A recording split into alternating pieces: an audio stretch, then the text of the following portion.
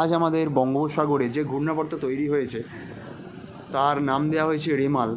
এই রেমাল ঝড় দক্ষিণবঙ্গে উপর দিয়ে বেশি ক্ষয়ক্ষতি হওয়ার আশঙ্কা বলছে নিউজ চ্যানেল সমস্ত। তা সেটা যা হবে দেখতেই পাবো সেটা আমরা। আর এখন আমি দুপুরবেলা খেয়ে দিয়ে বাড়ির ছাদে উঠে দাঁড়িয়ে আছি, হঠাৎ দেখলাম আকাশ মেঘ করে কালো হয়ে গেল আর চারিদিকে ঝড় ঝড়।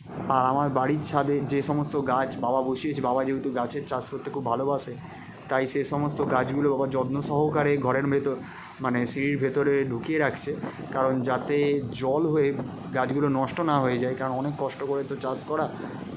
তা বাকি আশপাশের গাছগুলোর ভিডিও তোমাদের দেখাচ্ছি, দেখতেই পাচ্ছ। বাকি যে নারকেল গাছ, সুপারি গাছ, দূর দূর গাছগুলো সমস্ত উড়ছে ঝড়ের হাওয়ায়। এই হাওয়ার দাপট এতটাই, নারকেল গাছটা কীরকমভাবে উঠছে হাওয়াতে